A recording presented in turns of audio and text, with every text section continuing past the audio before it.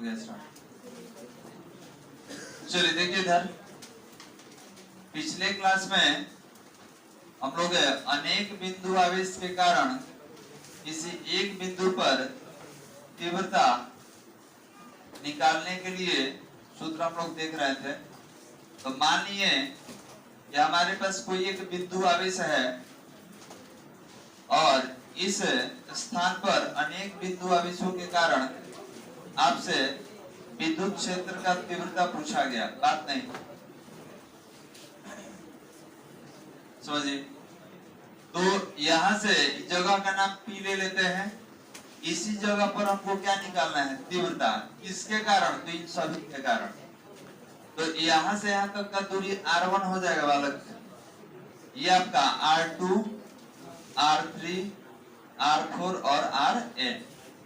ठीक है, ये आपका R1, R2, R3, R4 और Rn। अब आपसे कहा गया कि टोटल के कारण तीव्रता निकालिए। तो क्या करेंगे कि पहले आवेश के कारण जो तीव्रता होगा E1 होगा, इसका E2 होगा, E3 होगा, E4 होगा और इसका En। सबको जोड़ देंगे तो टोटल का तीव्रता आ जाएगा। तो यहाँ पर डायग्राम हो गया था पिछले क्लास में और हम लोग लिखे थे अध्यारोपण के सिद्धांत से।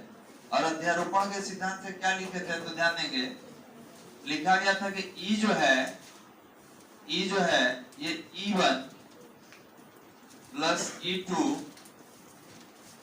प्लस E3 प्लस E4 और कहां तक? डॉट डॉट En तक। ये तक हुआ था ना बालक। अब इसको सदिश में आप लिखे हैं तो सदिश के पद में तोड़ना पड़ेगा। याद रखिएगा, सदिश का मतलब इसके पास परिमाण भी है और दिशा भी।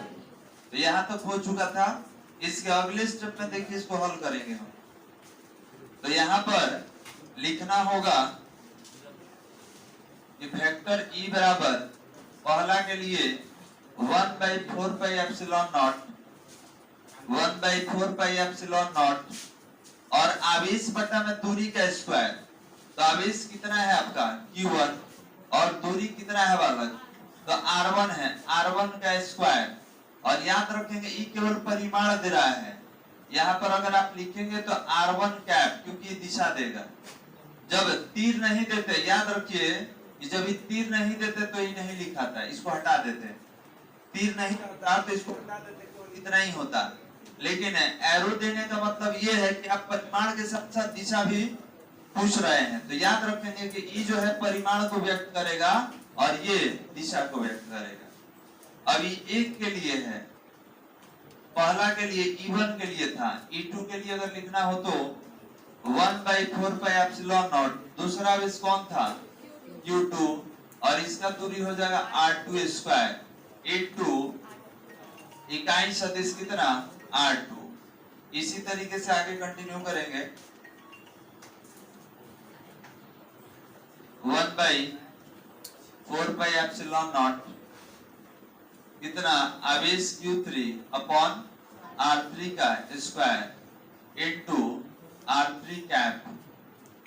इसके बाद था बालक 1/4 pi epsilon not, 1/4 pi epsilon not Q4 upon R4 का स्क्वायर और ये कितना? R4 cap. इसके बाद डॉट डॉट करके लिए जाए 1/4 pi epsilon not, 1/4 pi epsilon not और Qn अपॉन Rn का स्क्वायर इनटू Rn कैप। अब आप यहीं पे छोड़ सकते हैं इकाई सदिश के रूप में। ये भी हमारा एक फॉर्मूला हो गया। ठीक है, फिर आप ये भी बोलेंगे सर कॉमन दिख रहा है सब में। क्या कॉमन दिख रहा है? 1/4 पाई एप्सिलॉन नॉट आप बाहर निकाल सकते हैं। तो वेक्टर E बराबर सब में से 1/4 पाई एप्सिलॉन नॉट बाहर आ गया।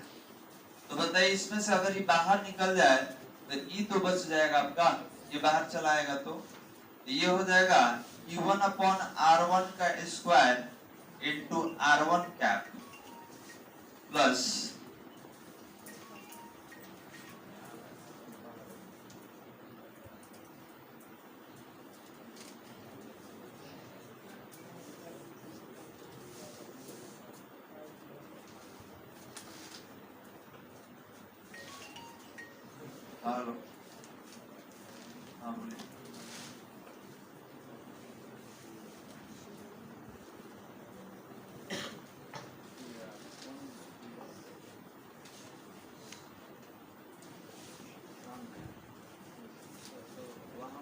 शॉर्टकट पे लिखा हुआ था, लिखा हुआ है अभी दूसरी जगह लिखा है सामने में।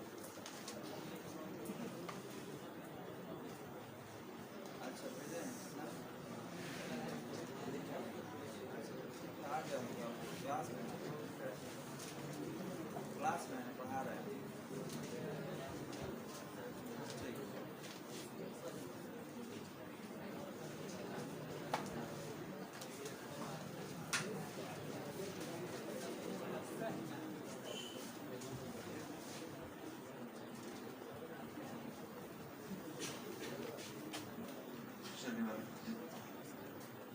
तो फर्स्ट में से कॉमन है, सेकंड में से कॉमन लेना होगा, तो सेकंड में ये बच जाएगा,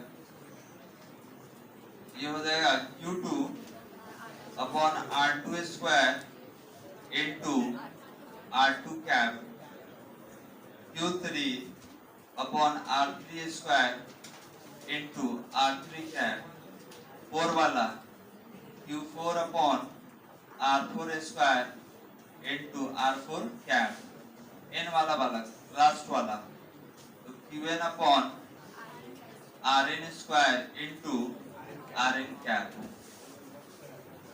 समीकरण दे दिया जाए इसको, समीकरण नंबर 1 लिख लें।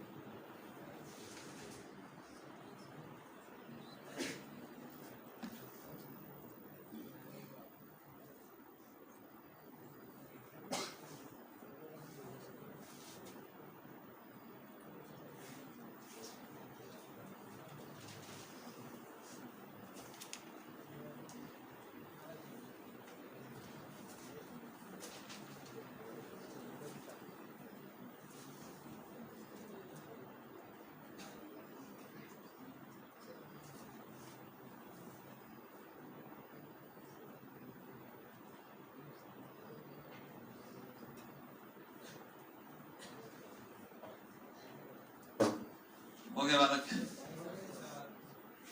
जल्दी। अब इसमें इकाई सदिश को आप तोड़ भी सकते हैं। इकाई सदिश को अगर तोड़ना होगा तो वेक्टर R1 अपॉन R1 लिख सकते हैं, या मॉड में वेक्टर R1 लिखना होगा। यह इकाई सदिश का नियम लगता है।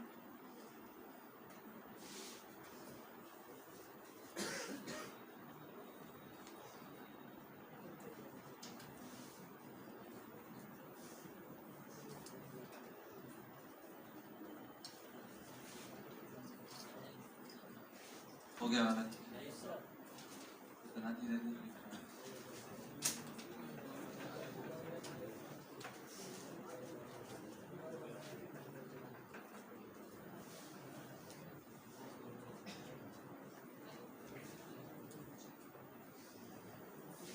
लिखेंगे समीकरण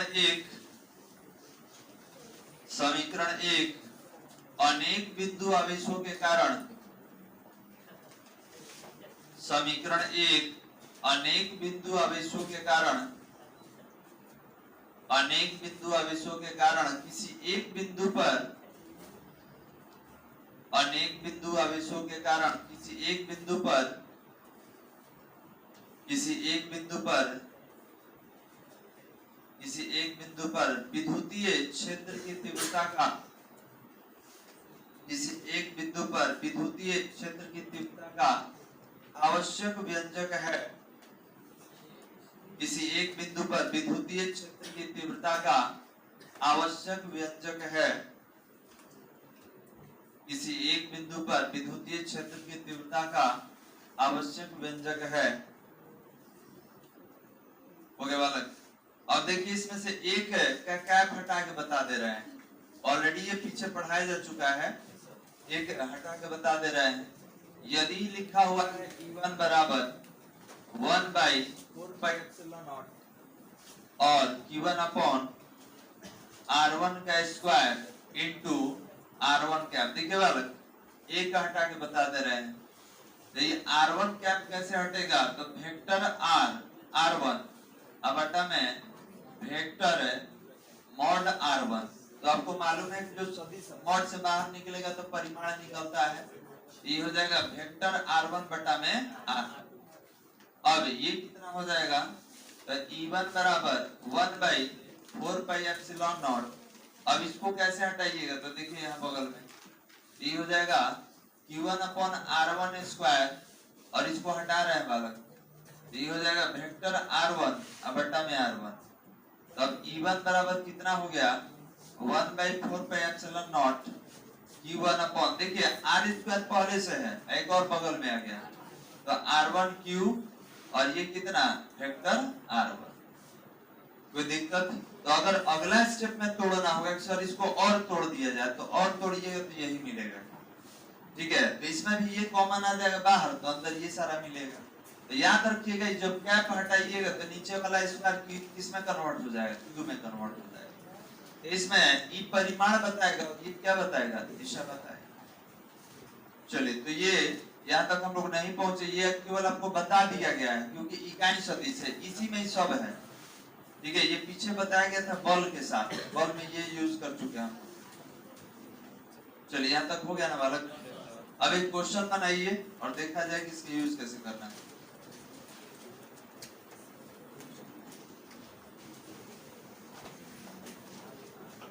हो गया, लिखेंगे आवेशों के एक निकाय में, आवेशों के एक निकाय में, आवेशों के एक निकाय में Q1 बराबर, आवेशों के एक निकाय में Q1 बराबर 4 माइक्रोकूलम्ब, Q2 बराबर 9 माइक्रोकूलम्ब तथा Q3 बराबर 16 माइक्रोकूलम्ब है। आवेशों के निकाय में Q1 बराबर 4 माइक्रोकूलम्ब, Q2 बराबर 9 माइक्रोकूलम्ब तथा Q3 बराबर 16 माइक्रोकूलम्ब है। अतः इस निकाय के कारण, अतः इस निकाय के कारण, अतः इस निकाय के कारण, इस निकाय के कारण इनसे 2 सेंटीमीटर 3 सेंटीमीटर, इनसे 2 सेंटीमीटर 3 सेंटीमीटर तथा 4 सेंटीमीटर की दूरी पर स्थित है। इनसे 2 सेंटीमीटर 3 सेंटीमीटर तथा 4 सेंटीमीटर की दूरी पर स्थित है, 4 सेंटीमीटर की दूरी पर स्थित है। किसी बिंदु पर, किसी बिंदु पर विद्युतीय तीव्रता का मान, किसी बिंदु पर विद्युतीय तीव्रता का मान ज्ञात करें। किसी बिंदु पर विद्युतीय तीव्रता का मान ज्ञात करें। हो गया बालक? अब देखिए क्वेश्चन का हम लोग डायग्राम बनाते हैं, डायग्राम बना के समझते हैं। तो माना कि Q1, Q2 और Q3 कितना आवेश है बालक? 3।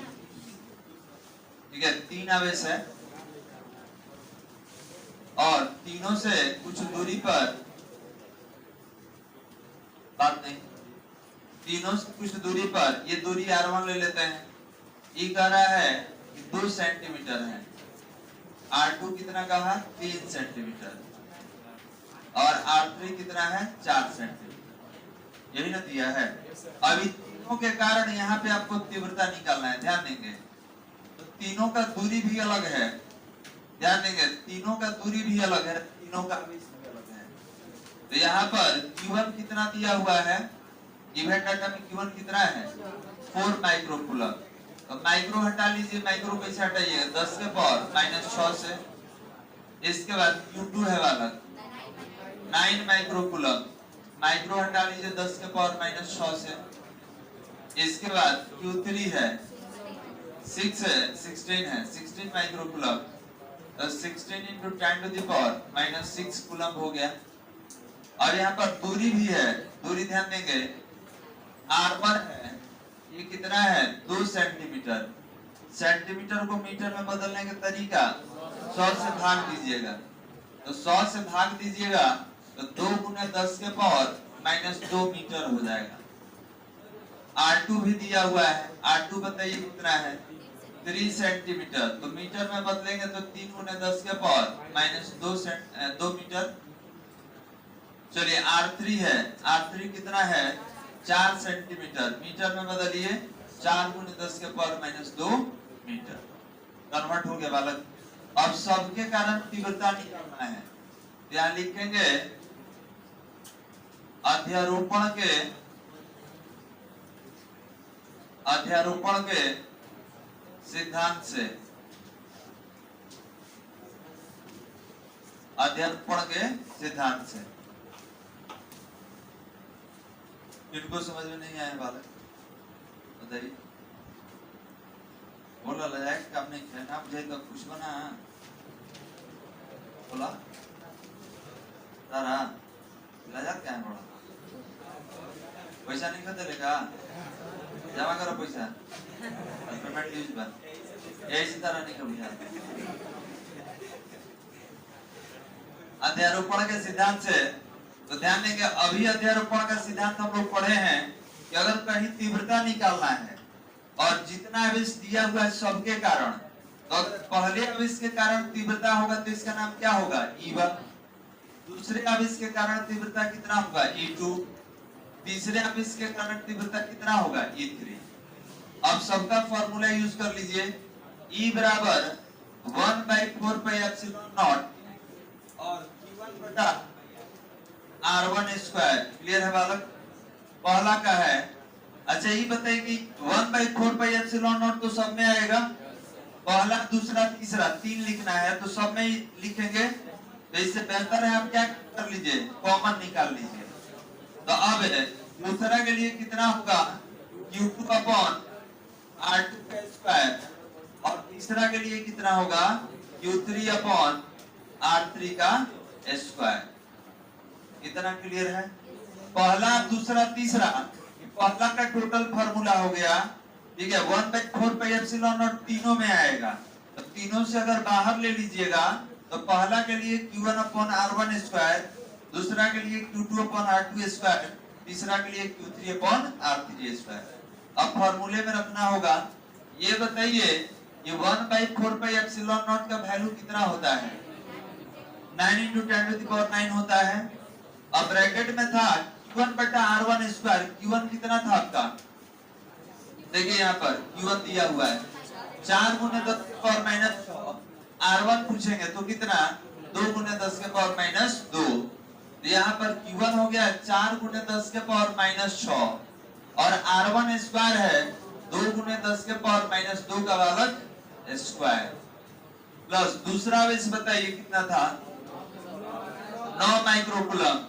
9 × 10⁻⁻⁶ और दूरी हो गया 3 × 10⁻² का स्क्वायर। चलिए तीसरा आवेश 16 माइक्रोकूलम।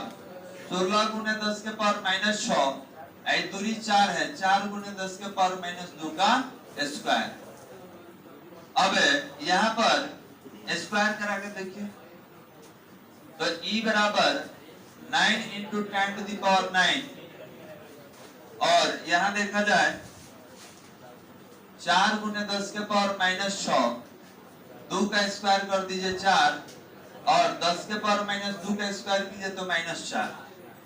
बगल में 9 गुने 10 के पावर माइनस 6 और 3 का स्क्वायर 9 गुने 10 के पावर माइनस 4, 2 का स्क्वायर 4 हो जाएगा।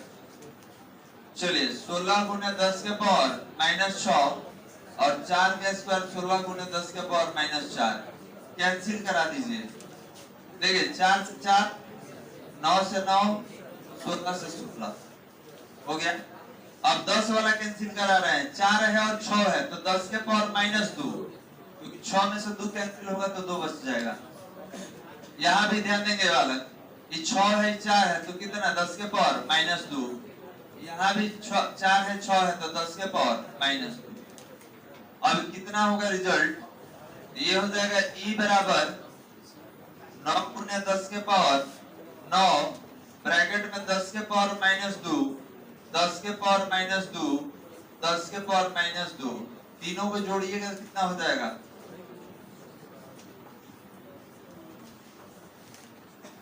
बताइए। 10 के पावर माइनस 2 3 बार है, अगर जोड़ा जाए तो कितना हो जाएगा, कितना 10 के पावर। देखिए सब मैथ कितना तगड़ा है, क्या सब मैथ पढ़ता है समझ में नहीं आता है। 10 के पावर माइनस 2, 10 के पावर माइनस 2, 10 के पावर माइनस 2, 10 के पावर माइनस 2 को कॉमन ले लो, 1 प्लस 1 प्लस 1, ये हो जाएगा 10 के पावर माइनस 2, एक हो गया 3, तो हो जाएगा 3 गुना 10 के पावर माइनस 2। देख लीजिए सब मैथ क्या पढ़ रहा है, साइकिल या मोटरसाइकिल ले रहा है, कोना पढ़ाई पे सबको क्या मिल रहा है पता नहीं चल रहा है। देखिए इधर 3 गुना 10 के पावर माइनस 2, अब गुना कराइए तो ध्यान देंगे यहाँ पर 9 में 3 से गुना होगा और 10 के पावर 9 में से 2 घटा देंगे, क्योंकि जब आधार सेम रहता है जब पावर जोड़ है तो जोड़िए, घटाव है तो घटाइए। तो यहाँ पर E बराबर हो जाएगा 9 में 3 से गुना करा दीजिए और 10 के पावर 9 था, घटाना कितना था बालक इसमें से, 9 में से किसको घटाना है 2 को, 9 माइनस 2, तो E बराबर 9 में 3 से मल्टीप्लाई कीजिए 27 और 9 में से 2 घटा दीजिए कितना 7। मात्रक बताइए, न्यूटन प्रति कूलम। क्लियर बालक। तो ये बताइए कि तीव्रता एक आवेश के कारण है कि आवेशों के निकाय के कारण, निकाय के कारण। आपके इस निकाय में कितना आवेश है, 3 आवेश है, पहला दूसरा तीसरा, तीनों का वैल्यू दिया हुआ है बालक। बनाइए क्वेश्चन। कैट का मतलब दिशा होता है, और कभी भी हम बताएंगे तो परिमाण बताएंगे, क्योंकि इसका दिशा बल के दिशा की ओर होता है। कभी भी अगर गणना करने के लिए पूछा जाए तो आप परिमाण ही निकालिएगा, दिशा नहीं। अगर दिशा पूछा जाए तब डायरेक्शन आपको बताना होगा अलग से, सर इसका दिशा बल की दिशा की ओर होता है, लिख लीजिए।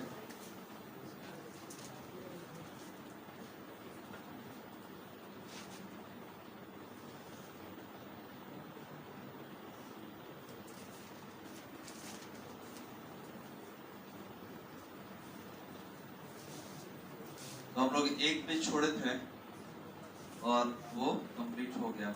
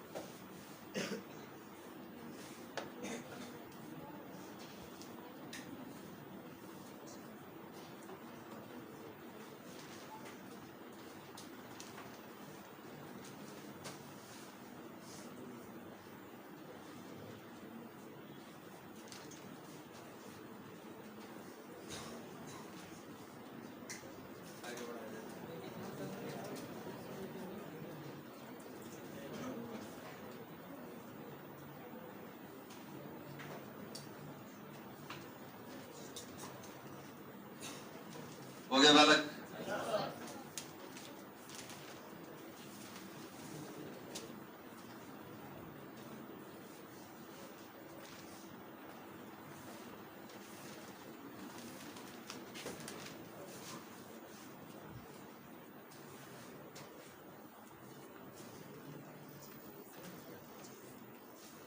चलिए नेक्स्ट। छोड़ दो, उतना छोड़ के लिखना। पिछले याद यही पहले लिखा है।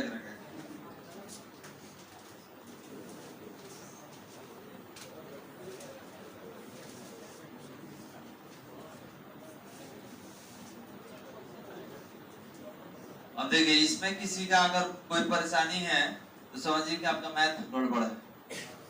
ठीक है, फिजिक्स का काम इतना ही था कि गिवन डाटा लिखना, बाकी सॉल्यूशन करना मैथमेटिकल टर्म है।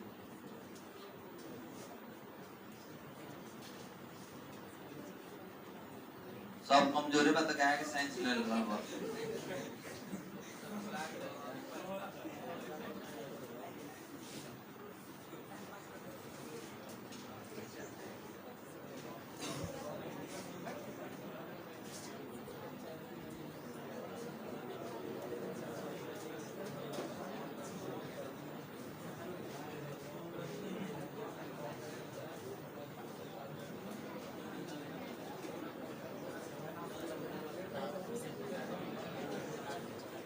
चले हो गए बालक?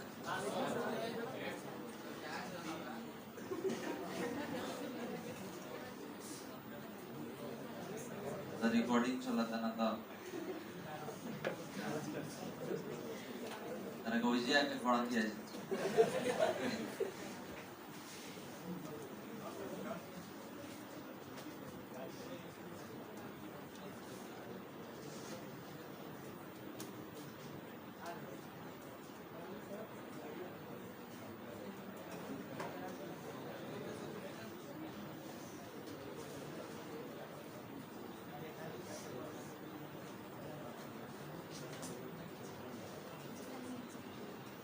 हो गया बालक?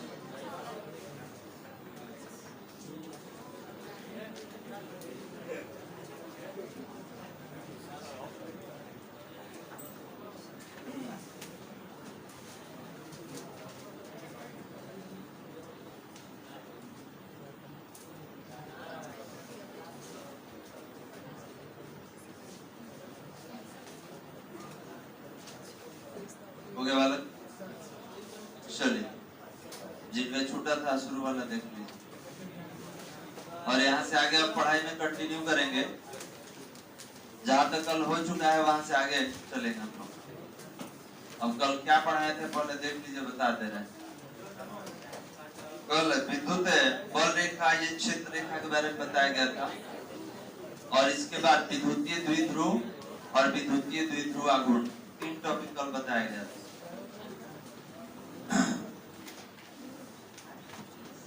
चलिए इसको लिख लिया वाले। कल एक लास्ट क्वेश्चन पे जाके हम लोग रुके थे। चलिए देखिए, यहाँ के बाद कौन सा टॉपिक है जो आपको पढ़ना है? तो विद्युत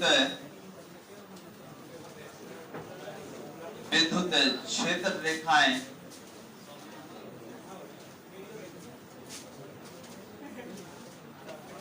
विद्युत क्षेत्र रेखाएं, इसको विद्युत बल रेखा भी कहा जाता है। इसके बाद हम लोग पढ़े थे विद्युत, बात नहीं, विद्युत द्विध्रुव, इसको इलेक्ट्रिक डाइपोल कहा जाता है, ये भी पढ़े थे हम लोग।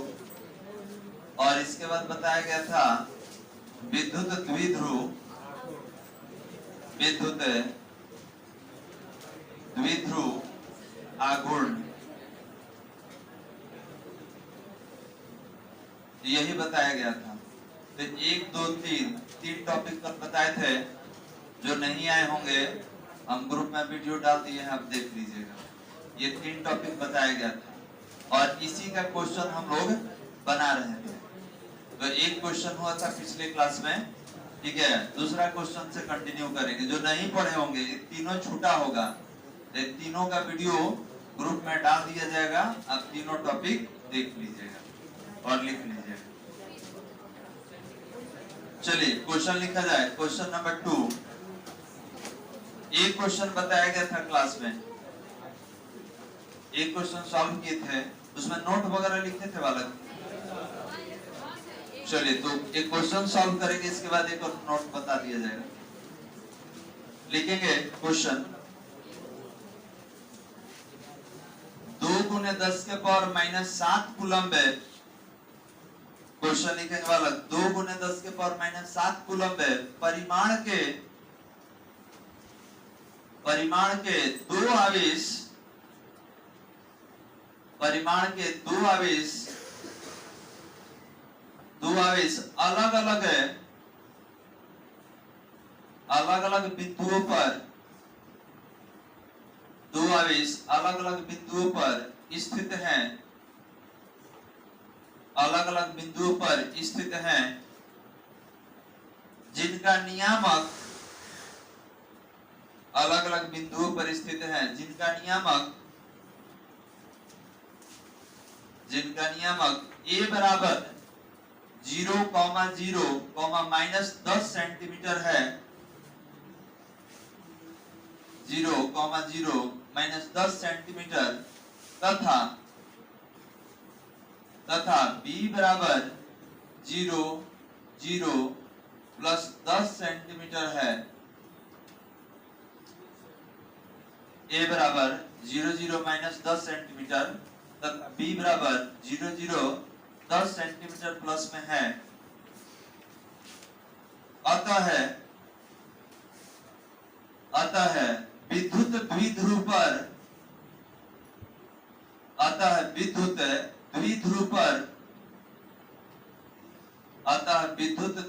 पर, अब जो कल नहीं आए होंगे उनको लिखने में भी थोड़ा सा परेशानी होगी। विद्युत द्विध्रुव पर कुल आवेश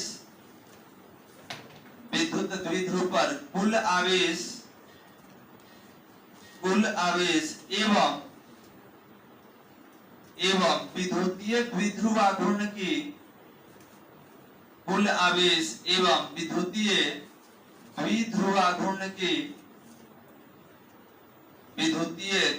आघूर्ण की गणना करें, विद्युतीय द्विध्रुव आघूर्ण की गणना करें, विद्युतीय द्विध्रुव आघूर्ण की गणना करें। हो गया बालक। तो देखिए यहाँ पर डाइपोल बोल दिया गया कि विद्युतीय द्विध्रुव है, तो ध्यान देंगे अगर नियामक ज्यामिति आप पढ़े होंगे, कोऑर्डिनेट ज्योमेट्री, तो देखिए डायग्राम से परिचित होंगे। ये हमारा एक्स अक्ष है, ये वाई अक्ष है, और जेड लेना होगा तो कहीं इस तरीके से लेंगे, ये धनात्मक में जेड और ये ऋणात्मक। अब जेड क्यों ले रहे हैं, तो आप देखिएगा नियामक 3 बार चला है, 0, 0, माइनस 10। तो आप मैथ पढ़े तो मालूम होगा कि ये एक्स होता है, ये वाई होता है, बगल वाला जेड होता है। तो जेड एक्सिस पर दोनों है। अब यहाँ पर करना क्या है कि 2 पॉइंट लेंगे बालक। यहाँ पर एक पॉइंट लेते हैं, यहाँ पर इसका नाम देते हैं ए, और इसका जो नियामक है 0, 0, माइनस 10, और यहाँ पर एक पॉइंट लेते हैं बी, और इसका नियामक है 0, 0 प्लस 10 सेंटीमीटर, प्लस 10 सेंटीमीटर। आपको मालूम है कि इसको मूल बिंदु कहा जाता है 0। यहाँ पर एक्स वाई जेड तीनों 0 होता है। इसका आवेश दे दिए कितना, +2, कितना था आवेश, 2 × 10⁻⁻7 कूलम। देखिए डाइपोल कह दिया तो एक प्लस में होगा तो दूसरा, तो -2 × 10⁻⁻7 कूलम। देखिए क्वेश्चन में 2 बार आवेश नहीं लिखा हुआ है, और ना प्लस में ना माइनस में, लेकिन इसमें दिया हुआ है कि विद्युतीय द्विध्रुव। तो द्विध्रुव कह दिया, इसका मतलब कि 2 आवेश होगा जो परिमाण में बराबर और प्रकृति में क्या होगा, विपरीत। तो 2 आवेश हो गया तो इसको डाइपोल कह सकते हैं बालक, कल डाइपोल बताया गया था। और यहाँ से यहाँ तक का दूरी कितना है, 10 सेंटीमीटर। अब कोई माइनस में अगर दूरी लिख देंगे तो गलत हो जाएगा, क्योंकि माइनस बता रहा है कि मूल बिंदु से नीचे है, और ये 10 सेंटीमीटर प्लस का मतलब है कि 10 सेंटीमीटर ऊपर है। अब माइनस में मत लिख दीजिएगा, क्योंकि दूरी माइनस में होता नहीं। माइनस और प्लस जो है केवल आपका डायरेक्शन बताता है कि ये दूरी कहाँ है, ऋणात्मक अक्ष पे है या धनात्मक पर है, यही बताता है। अब इस पे टोटल आवेश पूछा है, तो इसको बनाने से पहले क्वेश्चन का आंसर बताइए कि अगर हम दो आवेश ले लिए माइनस क्यू प्लस क्यू, इस पर टोटल आवेश आपसे पूछे कि टोटल आवेश बताइए, तो कितना बताइएगा? कुल आवेश। तो याद रखेंगे कि अगर टोटल आवेश पूछा जाए तो एगो माइनस क्यू है, एगो प्लस क्यू है, तो टोटल आवेश कितना हो गया? तो याद रखेंगे डाइपोल पे टोटल आवेश 0 होता है। डाइपोल पर टोटल आवेश कितना? 0। इन नोट में आगे लिखवाना है। तो ये आपका डायग्राम हो गया। अब गिवन डाटा में एक आवेश लेना है, तो आवेश कितना लेंगे? 2 गुना 10 के पावर माइनस 7। और दोनों के बीच का दूरी बताइए। डाइपोल लेंथ कहां से कहां तक? तो ए से लेकर बी तक का दूरी कितना है? 10 10 20। डाइपोल लेंथ को कितने लिखा जाता है? 12 से। आई हो जाएगा 20 सेंटीमीटर। सेंटीमीटर को क्या कर लेंगे? 100 से भाग दीजिए, मीटर बदल जाएगा। 0 0 कैंसिल, 2 गुना 10 के पावर माइनस 1 मीटर। ये दो को निकाल लिए। सबसे पहले क्या पूछा है? तो सबसे पहले आपसे पूछा है विद्युत विद्युत विद्युत द्विध्रुव पर विद्युत द्विध्रुव पर कुल आवेश, विद्युत द्विध्रुव पर कुल आवेश, तो कुल आवेश दोनों को जोड़ना पड़ेगा। तो एक कितना है वाला? माइनस 2 गुना 10 के पावर माइनस 7। यहाँ पे लिख दे रहे हैं, बात नहीं वाला।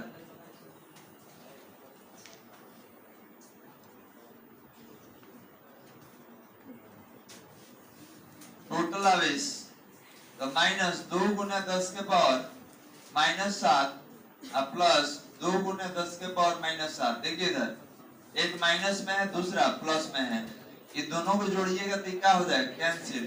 तो टोटल आवेश कितना आ गया? 0।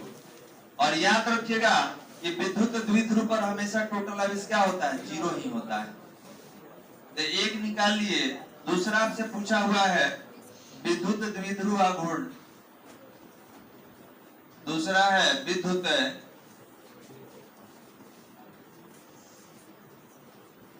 द्विध्रुव आघूर्ण। इसको लिखने का तरीका क्या है? P बराबर Q इंटू 12। आवेश कितना था? 2 गुना 10 के पावर माइनस 7, और ये कितना था? 2 गुना 10 के पावर माइनस 1। 2 2 कितना हो जाएगा? 4। माइनस 7 माइनस 1 कितना होगा? माइनस 8। बताइए विद्युत द्विध्रुव आघूर्ण का मात्रक क्या होता है? कूलम मीटर होता है। चलिए बना लीजिए। पहले आपकी डायग्राम बनाइएगा और इसके नीचे सारा डाटा लिखें।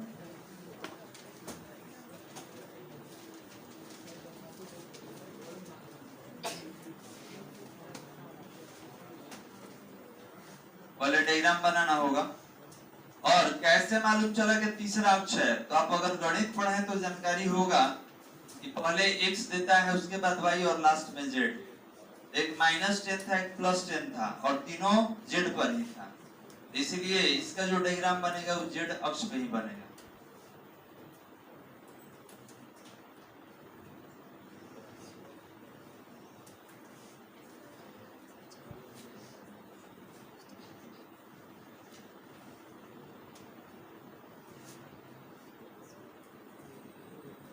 अब इससे संबंधित न्यूमेरिकल डाल दिया जाएगा ग्रुप में, बनाइएगा उसको।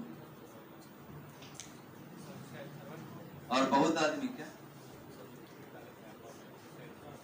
कौन वीडियो डाला आज? ठीक,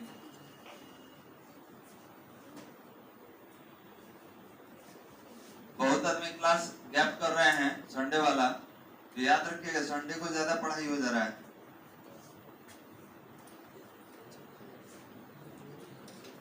या तो नहीं आ रहे हैं तो उसका वीडियो आप देख लीजिए और अपना कॉपी में नोट्स बना लीजिए, और नहीं तो क्लास में आइए, क्योंकि ये जो क्वेश्चन हम लोग बनाए हैं ये कल वाले थ्योरी पर है, कल इसका पढ़ाई हुआ है।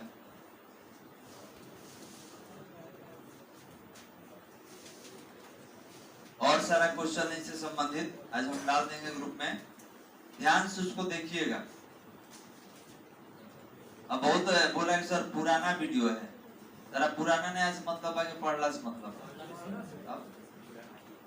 देखिए पीछे वाला सेंड करने का पर्पस ये है कि सारा क्वेश्चन लिख के हमने बताया है। अब यहाँ पे तो हम बोल रहे हैं आप लिखेंगे, वहां पे ऑलरेडी बोर्ड पर लिखा हुआ है, तब आपको हल करना है।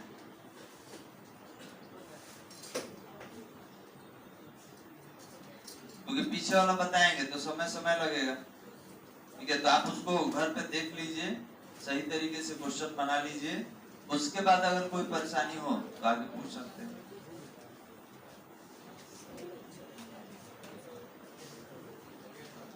हो गया तो रोक दीजिए।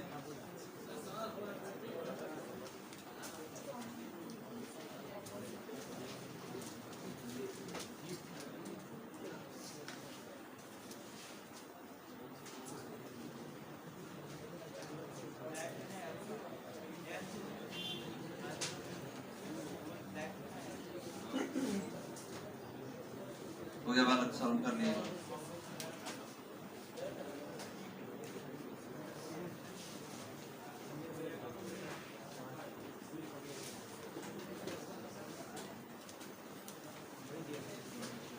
हो गया जी उधर, चलिए तो यहीं पे रोक दीजिए, बंद कर दो जी।